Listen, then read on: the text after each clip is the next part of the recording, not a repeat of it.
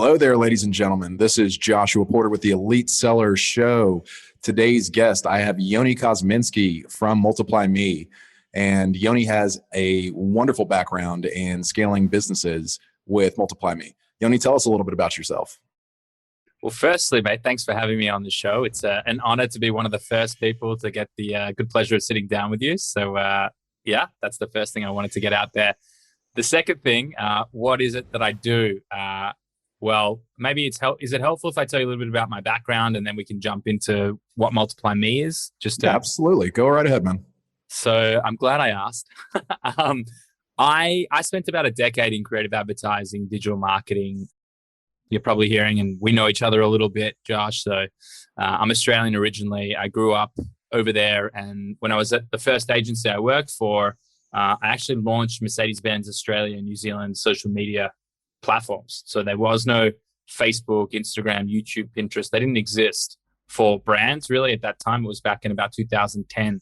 And so I grew up in that whole digital age of when social media, is it okay to post on social media? And what does a social media strategy look like? It was really at sort of the early stages that relate to social. And so I continued on. I moved to the US in 2017. And there I was at a creative ad agency, again, working with enterprise clients like Sony and MasterCard and Medtronic, but always smaller businesses. So I come from a SMB, small to medium business or enterprise SME space, working with enterprise clients. And I think one of the things that I picked up through the course of my career, up until that point was, well, how do these guys actually operate? How do they actually create efficiencies?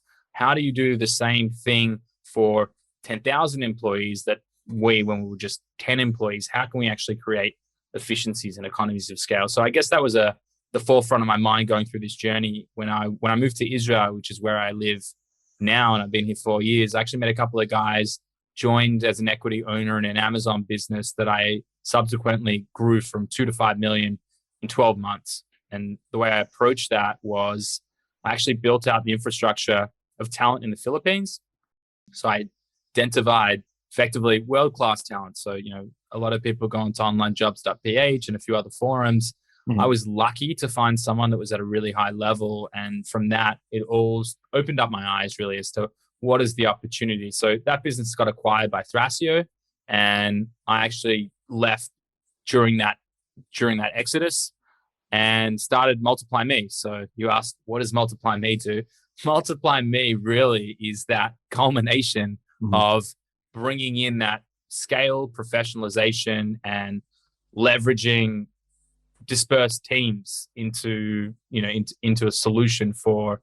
I mean, it's gone beyond just e-commerce and Amazon sellers today, but that's really been our niche focus. So what we do is we handle the end-to-end executive search and HR function into the Philippines. So we'll do everything from helping build the job descriptions to guiding you through how do you be a better interviewer and how do you actually find talent that's going to fit in your operation for the long term, not just the transactional. Well, we place someone, we move on. We also handle everything from payroll to healthcare and everything that's, the less sexy stuff, and also performance management. So the idea is, how do we give that big corporate feel in the sense of professionalism, in the sense of, building in KPIs and expectations and setting up relationships for dispersed teams to actually work. So it's a really long answer for you, mate, but there you go. No, it's a thorough answer, and I really appreciate that. So I can say on today's segment, Yoni is definitely going to be talking about hiring e-commerce talent. And clearly from that description that he just gave us about his background, he has a wealth of experience in that, obviously working with a bunch of small to medium-sized businesses, Visa, MasterCard, Mercedes-Benz, which I hope they give you some swag from all those companies from doing all that work for all that time. But Yoni, I definitely want to ask you this, man.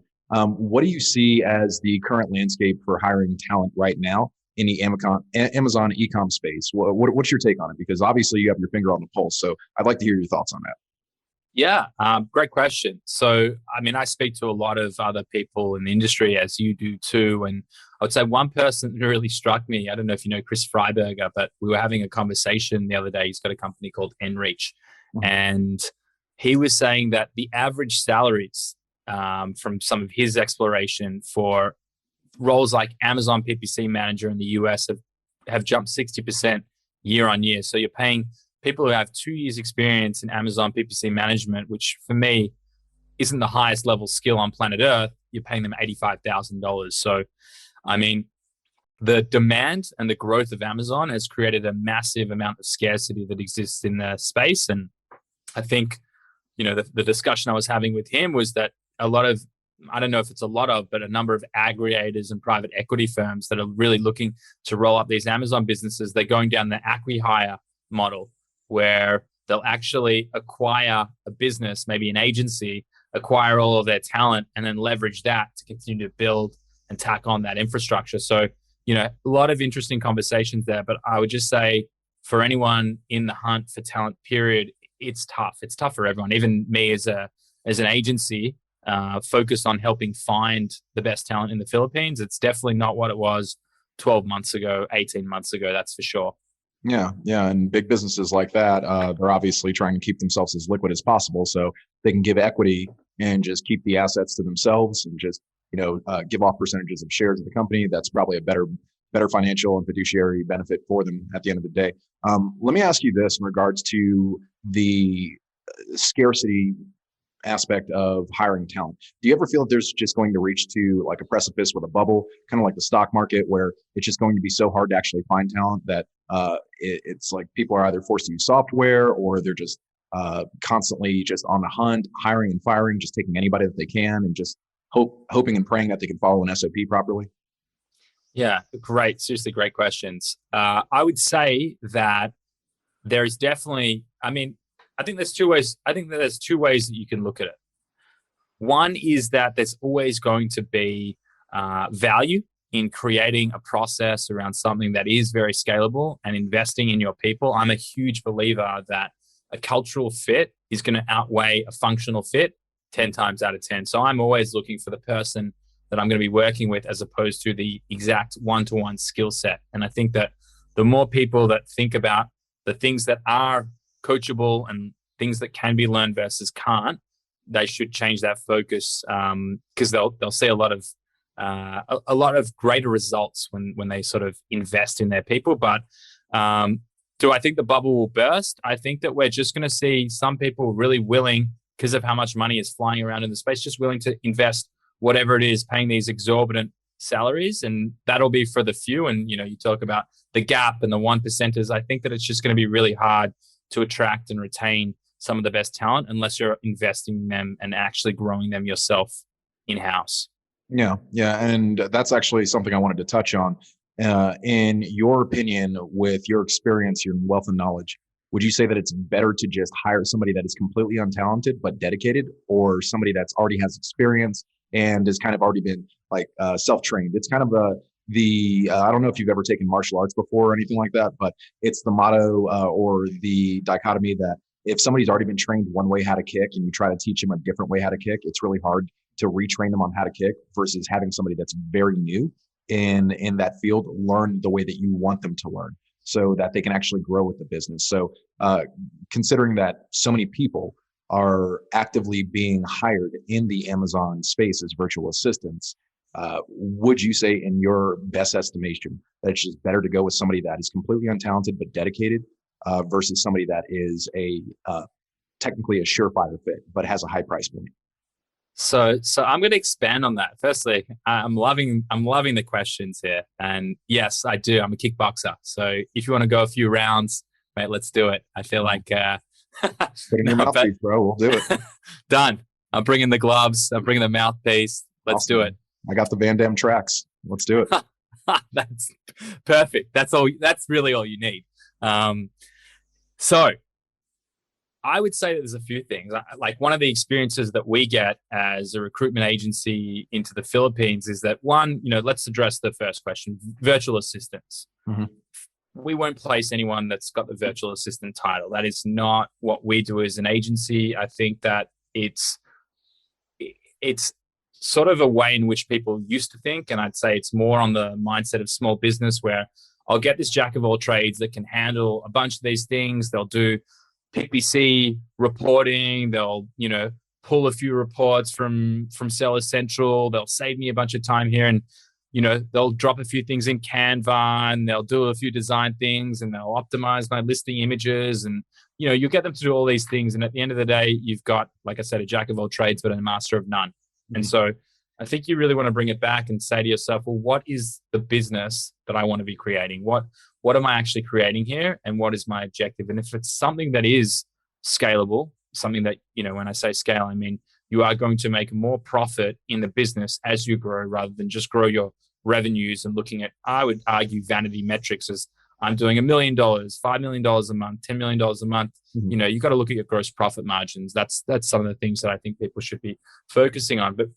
wrapping that back into your question, I think that investing in single track focused individuals. So I would almost place a higher value, let's say, on an operations or logistics manager who's worked at Coca-Cola, for example, someone that we placed recently for 10 years in a supply chain or logistics role, and then investing in them, learning on how does it work inside of the Amazon Seller Central platform and, understanding what it looks like there. I would rather invest in educating there rather than trying to teach someone how to actually do correct forecasting or handle the supply chain and those working relationships. I think that there's a really high value placed on Amazon specific roles where if you invest that a little bit of time into actually taking someone who is a world-class professional in something that is outside of Amazon, you're actually going to yield better results.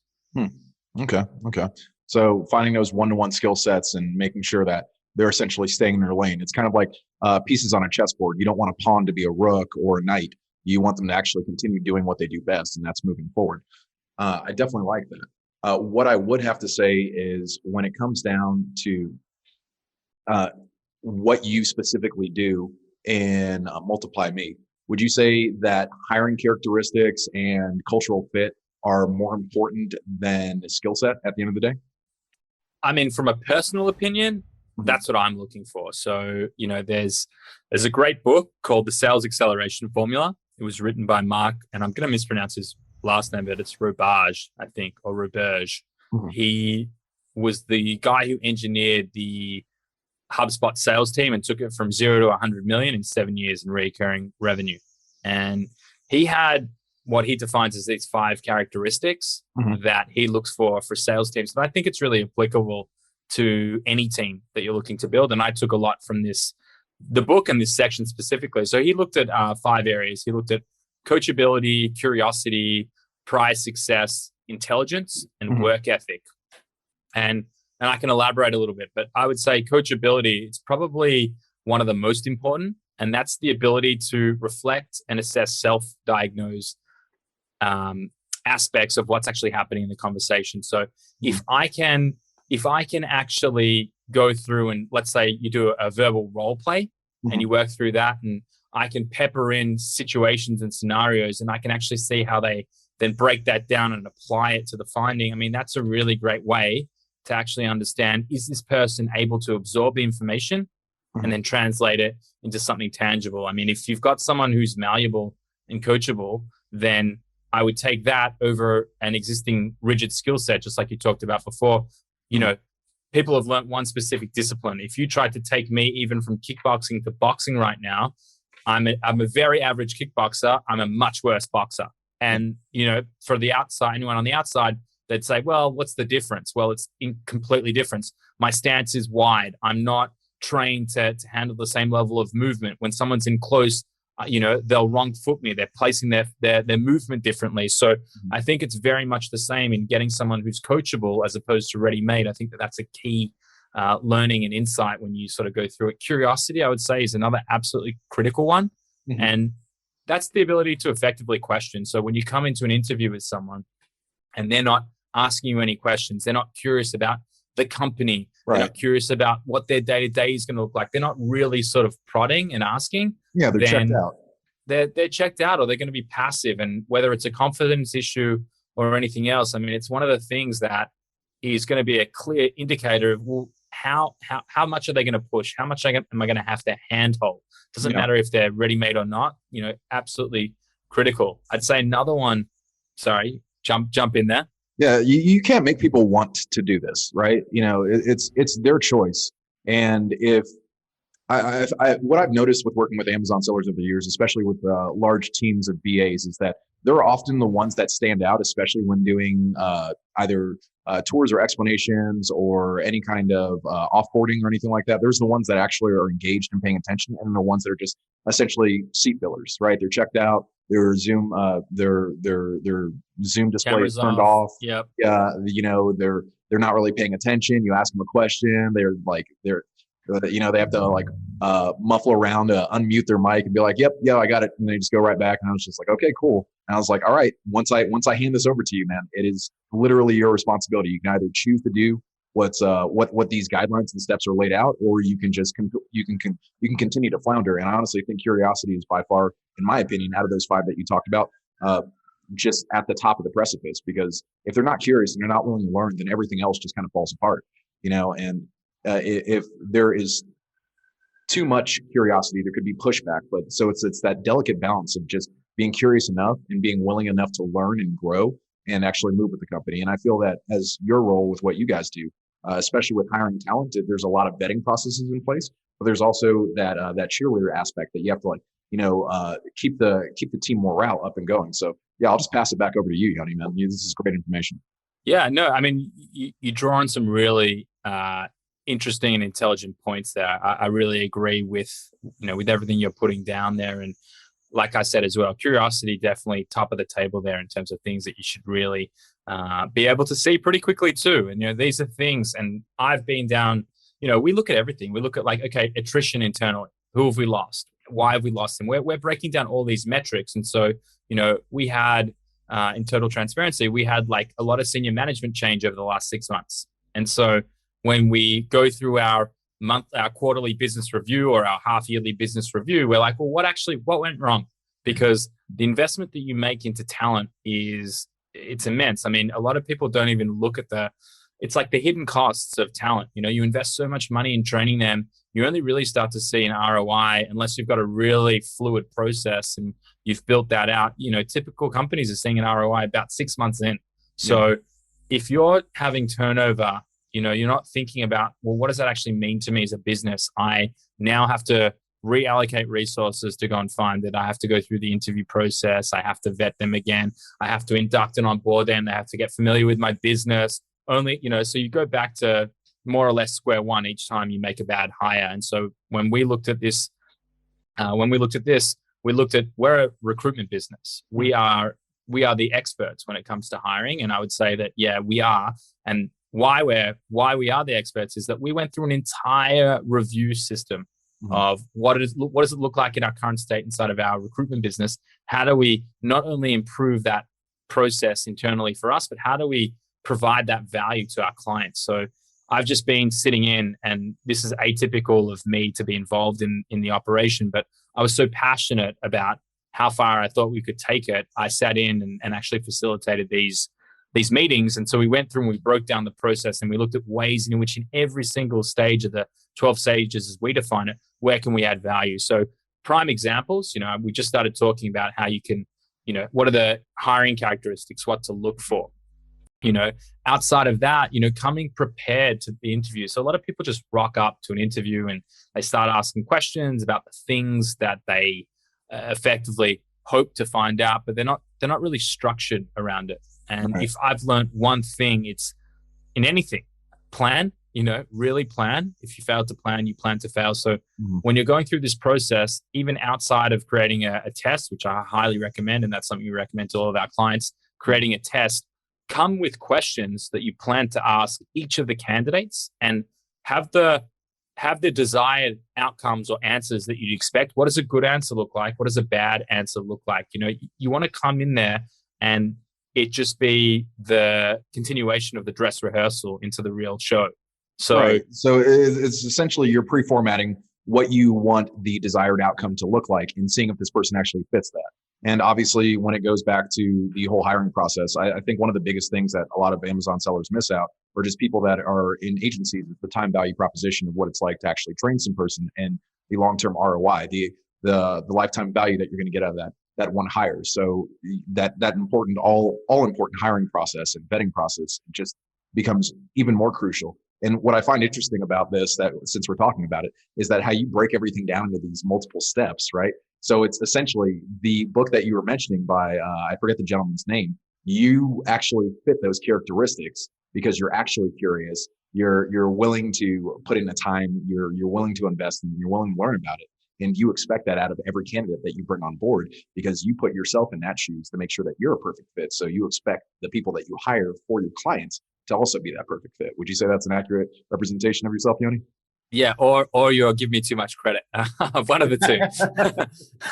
But no, absolutely. I mean, one of the things, while we're on that topic, one of the things that we actually have all of our team members that join our core business, we have them read a book called Multipliers. It's by a woman by the name of Liz Wiseman, and it's how the smartest people make those around, how the best leaders make those around them smarter, I think is sort of the catchphrase. And so they do a study on multiplying qualities, things that make leaders better leaders, and diminishing qualities. And so they do this full-on study around it, and you learn about the characteristics. I learned about some of my diminishing qualities. And so, I think with all this stuff, having that first instance of bringing it into your consciousness and having that level of awareness, then it becomes something that's actually actionable. So that follow through as well, I reread that book so that I actually remember the key parts of, oh shit, that's what I'm doing wrong.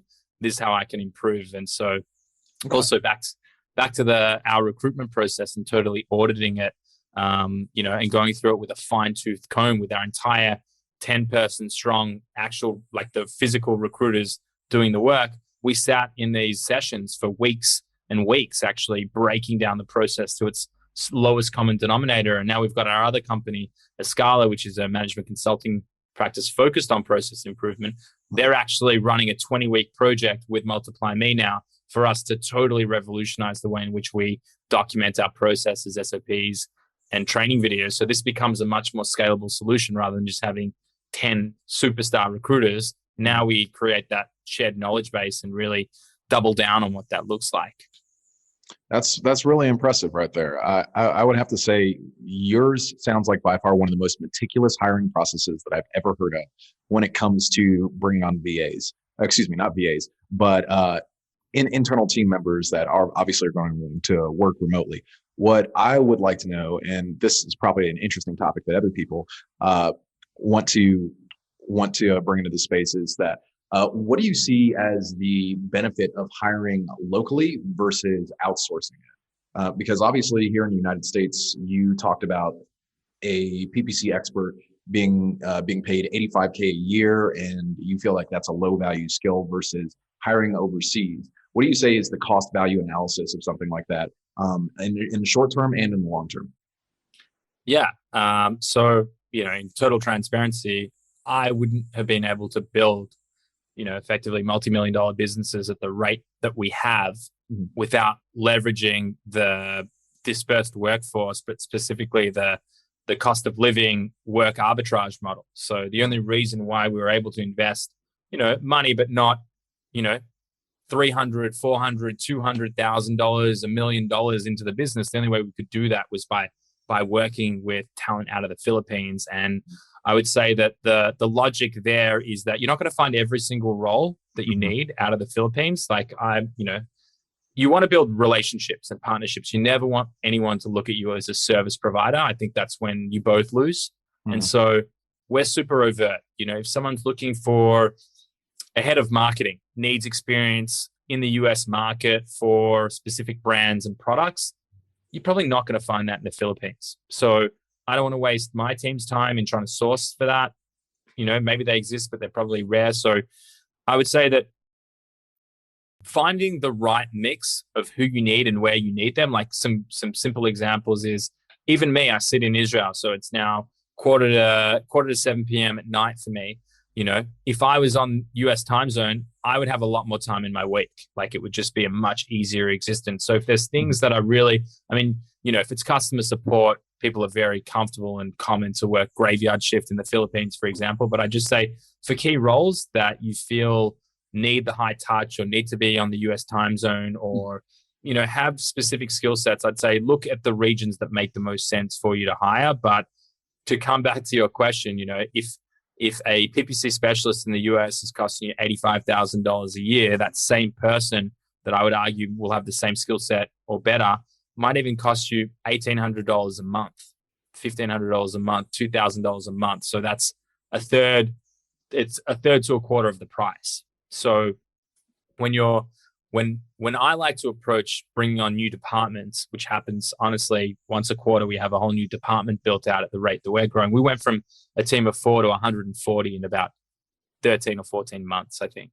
So, we've gone through this rapid growth, but I would say that I invest really heavily in my senior management, and then they help build those subset teams. And that is a way, like, hire the managers first. And you'll also learn that if you want another good book recommendation, working backwards. Working backwards. Yeah. So that's all about how they work at Amazon.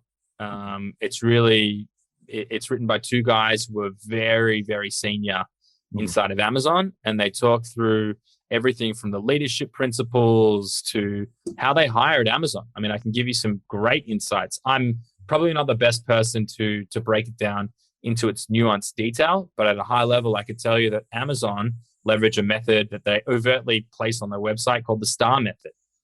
And the S.T.A.R method, it's a series of behavioral questions, and it's an acronym for situation, task, action, and result. And what they effectively do, when we're talking about how do you actually go through this, and this is the material that we also provide when we go through our recruitment process to help educate people on it. But you define the situation. So tell me about a time where you were able to launch a podcast in 3 weeks. And so, if it was relevant and current to whatever the role that they're actually looking to hire for, then you'd start to walk them down that, that equation. And so you then, after you set the situation, you actually have to understand, well, what tasks did that individual perform? Because I would say that most people who don't come prepared to an interview, when you talk about behavioral or even, tactical, what they actually physically did, it becomes very hard to distinguish between what did this person actually deliver on? What was their daily output and responsibility and accountability versus what were they just there and a part of? So, you could speak to someone at Amazon and say, yeah, I was at Amazon when, Marketplace, 3P Marketplace started. I did all of that, like I was there for 5 years. And what you might find out when you're diving into the tasks and then the actions that they performed, they were really just a coordinator. So all they did was they trafficked information from 3P to the 1P team to get, insights on how are they doing things differently and making sure that they stayed strategically aligned. As, probably a terrible example, but using methodologies around how you actually go for behavioral questioning to get to the depth of it. Like if I knew that 5 years ago, and there's no reason why I shouldn't have, because I could have found that on Amazon's website. But if I knew that 5 years ago, I guarantee you that even when I said we had higher than expected turnover of senior staff, I would have realized, well, you know what? They weren't actually a right fit, because what they did was they sold me the dream, but in reality, they weren't the movers and shakers. They weren't, as they define in Amazon and working backwards, they weren't builders. They were coordinators. They weren't interdependent with the team. They weren't capable of actually going out and traversing new landscape and then also coming back and being in succinct with the business. And often I could see that as being a challenge. And your personal experience of doing everything that you've done with MultiplyMii and Escala over the past several years, what do you find to be the 5 best places to hire employees from? Yeah, great question. So I would say depending on the specific skill set would help guide you into the region. So my entire operation is based out of the Philippines right now. We haven't hired anyone yet. I think we're potentially considering our first hires outside of the Philippines now. But I would say, great talent in Eastern Europe for developers. Even though we have in-house developers from the Philippines, historically, I've worked with some great developers out of the Ukraine and regions like that. I would say if you want great SDRs, Israel, great place. But honestly, technology, like finding a CTO, when we open that roll up, I'm not going to look any further than Tel Aviv. You have probably some of the best tech talent, if not the best tech talent on planet Earth. And it's also because a lot of that talent comes out of the 8200 division, which is military intelligence. So when they finish that, they come into sort of real world, everything's a little bit muted. It's toned down a bit.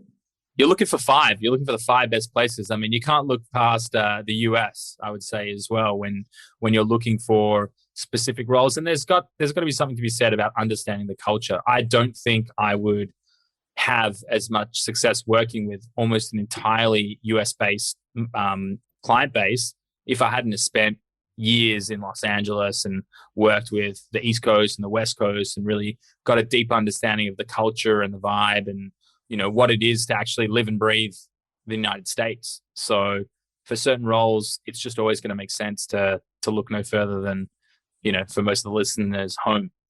Okay. So speaking of certain roles, I imagine if I'm making this assumption correctly, and you can correct me if I'm wrong, is that if you have a specific client that is looking for these very unique positions and you're hiring a person out of the Ukraine, United States, Israel, Philippines, and maybe somewhere in South America, how do you manage to mesh these international teams and get that cultural fit to gel perfectly well? Because let's say hypothetically, you found the 5 best people that can actually fit these positions perfectly, absolutely perfectly. They hit the nail on the head every single time. They fit through the frame. And getting that international team to communicate and gel in a certain way. Like, what kind of technology are you using? How are you integrating all this? How are you delivering all this to a client? And when do you check in to see if everything is actually going as smoothly as you planned?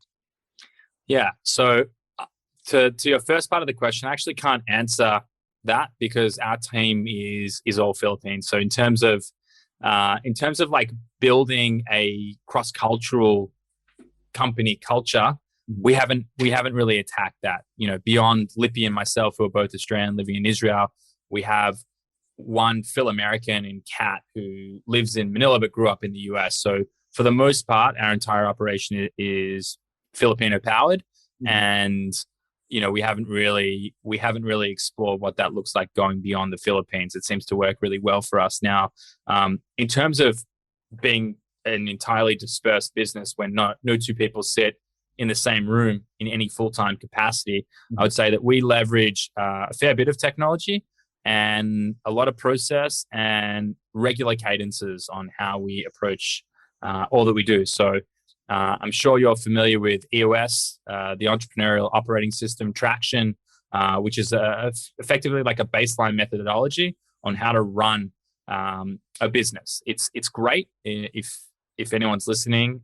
It's a great methodology if you're trying to create order and you don't want to go to the levels of complexity and everything feels a little bit overwhelming. I think it's a really great place to start. And we run on, like I said, EOS, and we pick apart things that work for us and we add things that are sort of not a higher level, but there's additional layers like building out SOPs, training videos, documentation, having a standardized way in which you can review. So our objective is that any person in the business within 20 seconds can understand a specific function or role and how to do it and how to perform it. That's how we build our process mapping and our SOPs and our training videos inside of Escala. And so that's what we do for our business. But we use ClickUp, which I know we were having a nice conversation about before, but it's a great tool. It really is. So from form submissions to the Gantt chart and sort of the planning functionality that it enables you to actually achieve on the day-to-day, our entire operation runs on ClickUp. We use Slack as well. But we have like regular meetings, like we have a sales pipeline meeting on a Monday and a Thursday. We have our L10 meeting, our level 10 meeting, which is part of the EOS framework, where for 90 minutes, we identify, discuss, and solve any issues that are happening inside of the business. We have quarterly goals that each department might have, up to 7. And then each individual inside of that department might have 3 or 4 as well. So we're looking sort of at the high level goals of the operation and the organization. How do we break them down into the lowest common denominator and have one person accountable for it? And then building single-threaded leadership, which is separable single-threaded leadership is what is a terminology that we've lifted from Amazon, but we give someone full accountability and decision-making powers inside of their scope and their realm so that they don't have to come to senior management and ask for it. So it's that combination of technology, people, and process when brought together. That's how also we talk about in the Escala, that's how you build systems that work for you, not ones that you work for. No, that's pretty interesting. I like that. I could say what I've seen with working with several Amazon related companies is that the most successful companies usually have their teams train their teams. So the senior people that they've already brought on board, they've already been pre-educated, they've already gone through the hoops, they definitely have some experience under their belt, and they're the ones that are actually helping bring in the next wave, the next generation of team members that are essentially going to replace them. So it's that very close knit training level and that bonding experience, knowing that this is potentially the opportunity that they will get as if they perform in these ways. But this is how things are done at this company. So we're making sure to see that you're a cultural fit and that you can also fit the criteria that is needed to actually get the work done on this at this company at that time. Speaking of technology, since we had that little discussion about technology, what do you see as the ideal stack of technology for most successful companies?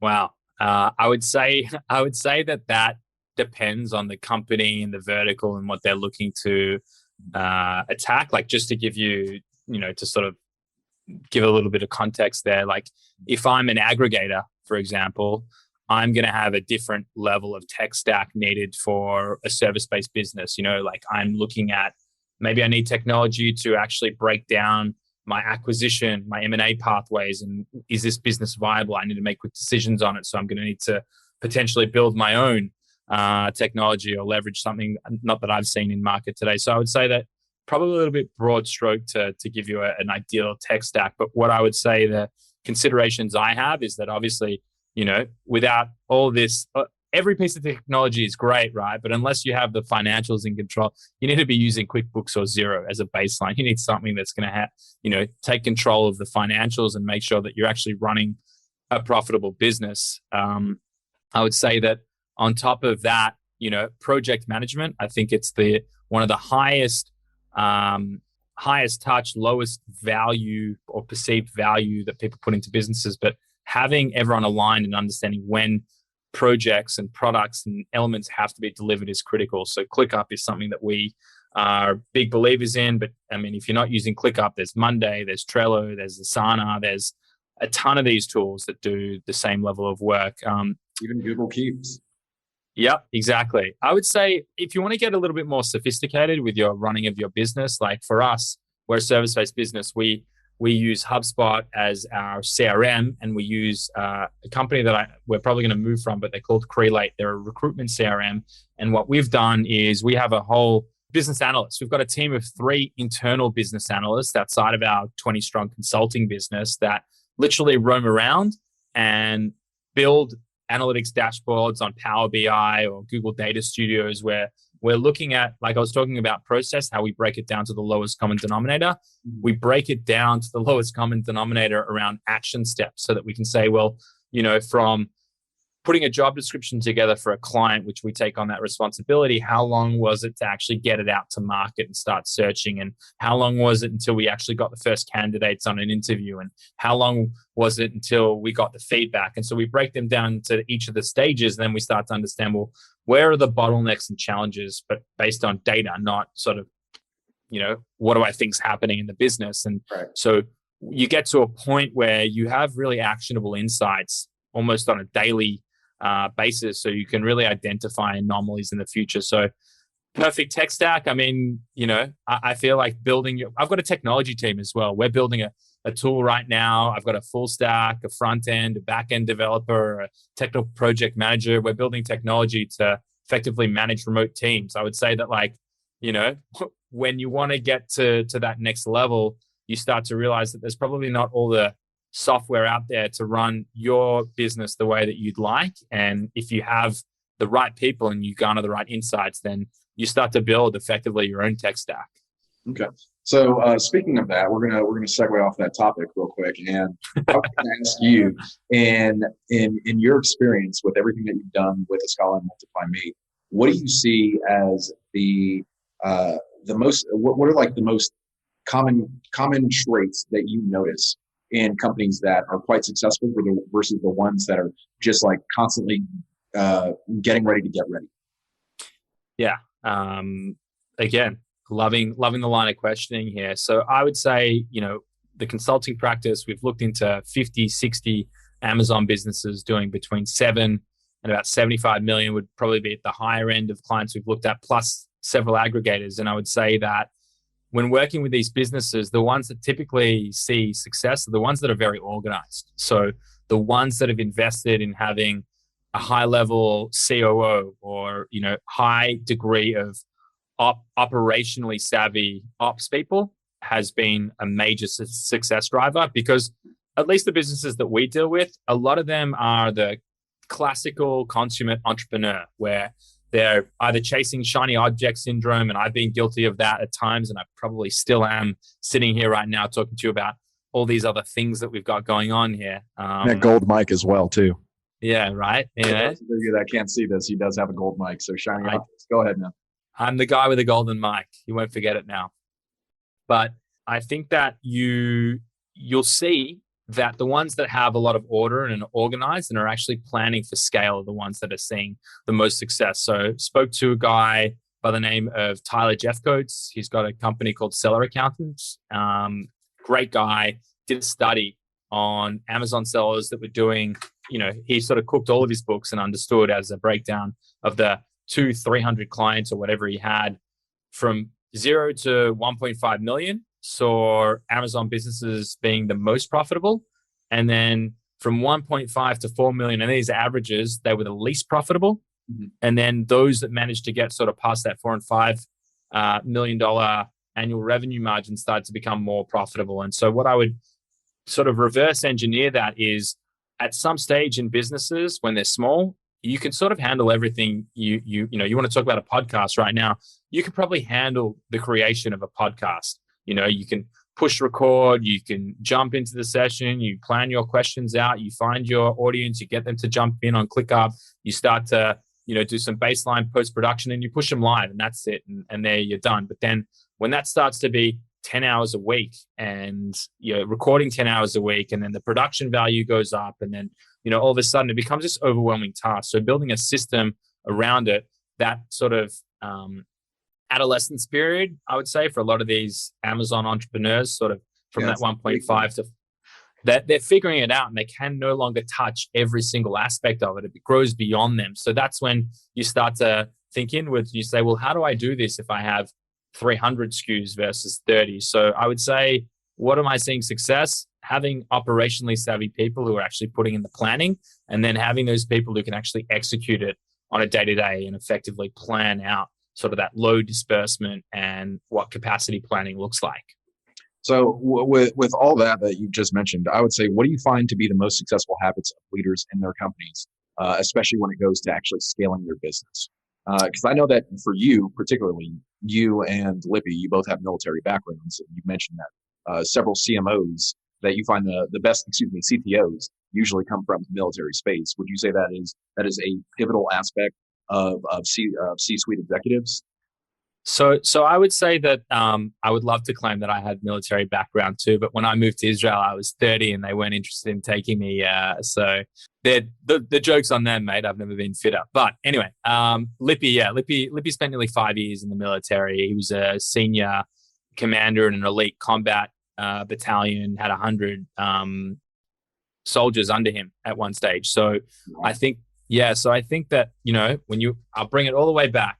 Prior success. When I looked at Lippy and he didn't have a world of professional experience, I looked at, well, look how successful he was as a leader.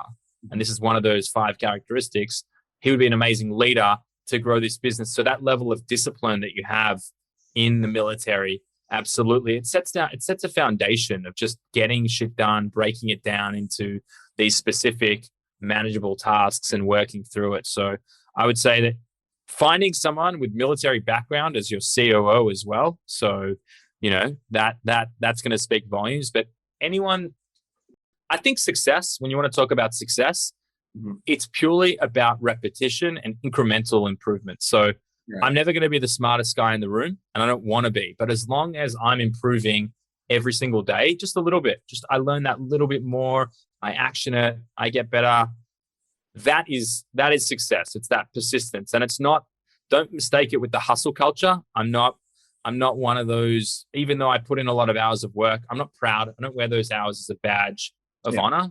I actually look at it as I'm letting myself down. If I have to work 70, 80 hours a week to get this shit going, I need to work smarter, not harder. So yeah, I guess I've said a lot of things there, but No, that's actually a beautiful statement right there. Work smarter, not harder, especially if you're managing so many aspects of your business.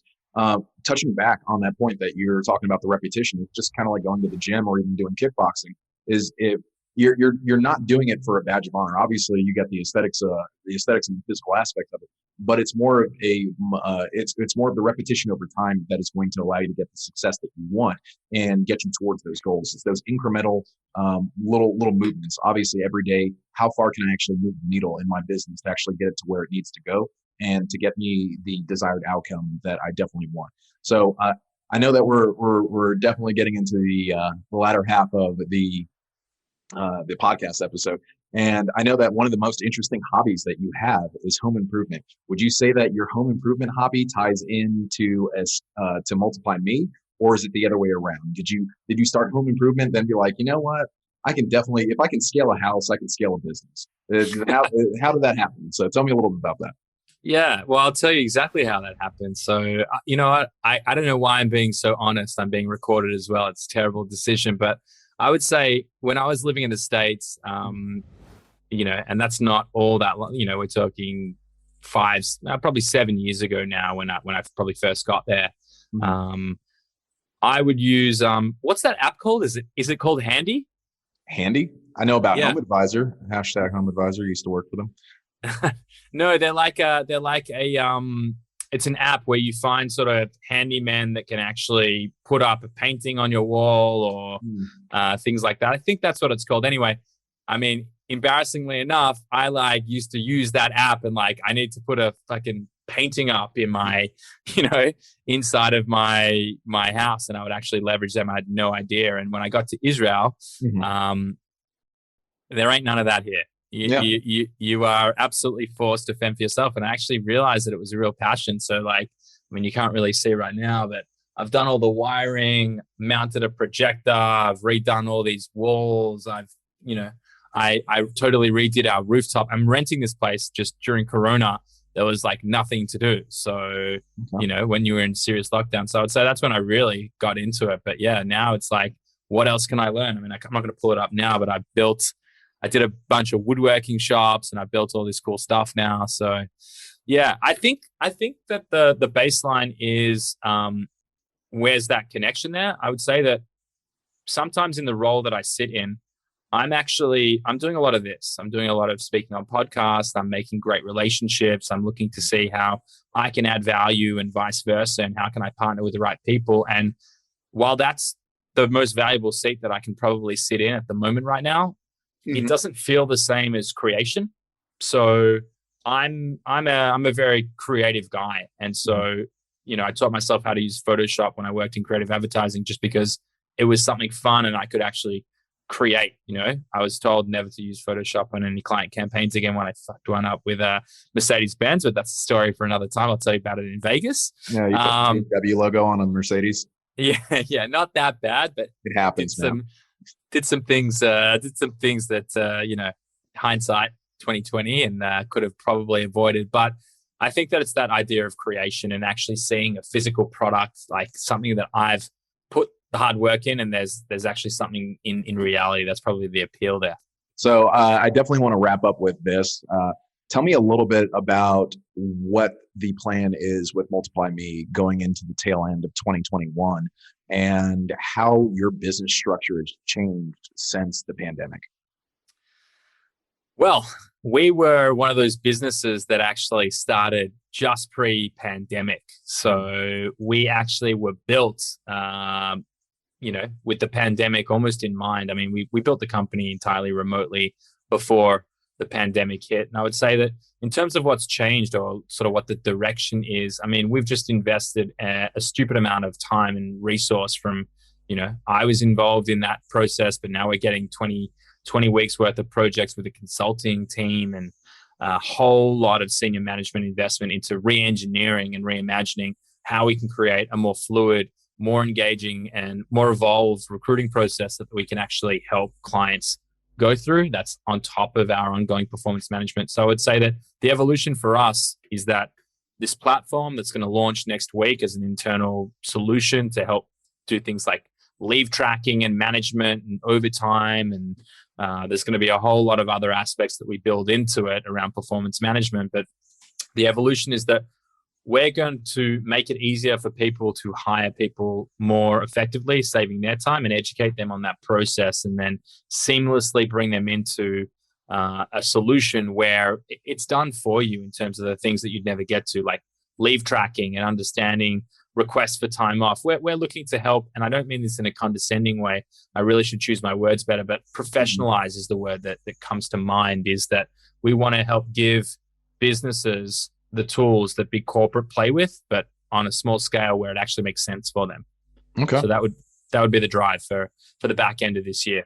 So obviously this is going to be a software. I imagine that you probably have it on like a subscription model. Where would you say that your software comes in comparison to, like, let's say monster.com or Hired or even LinkedIn, right? Because obviously these are very affluent platforms when it comes to finding quote unquote talent.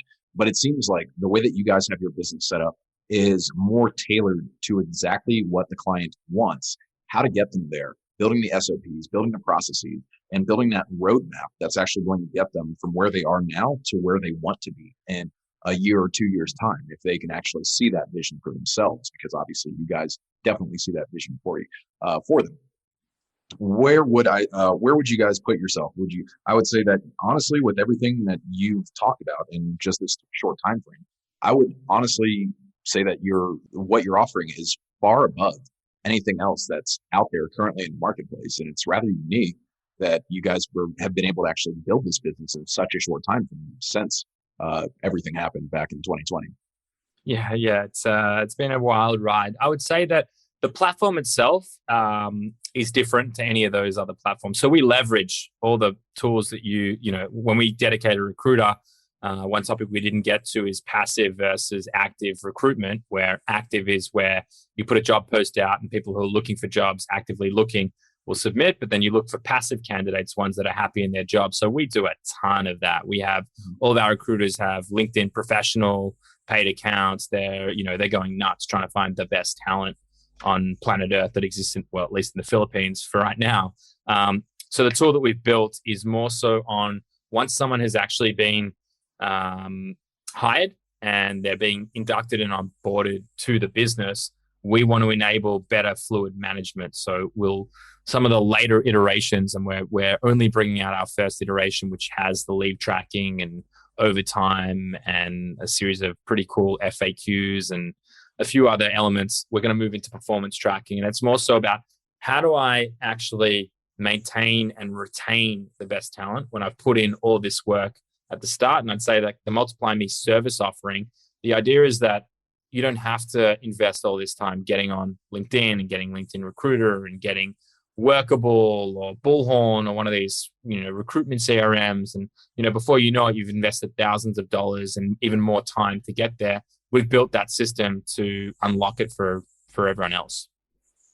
That's unique, right? That you have this system that you guys have actively, carefully curated to essentially mitigate all of these other softwares out there that would essentially do all these other things, and obviously cut down on the amount of revenue spend to put all this time, energy, and effort into hiring all these unique candidates that you'd have to scour the ends of the internet just to be able to get that candidate in on your company.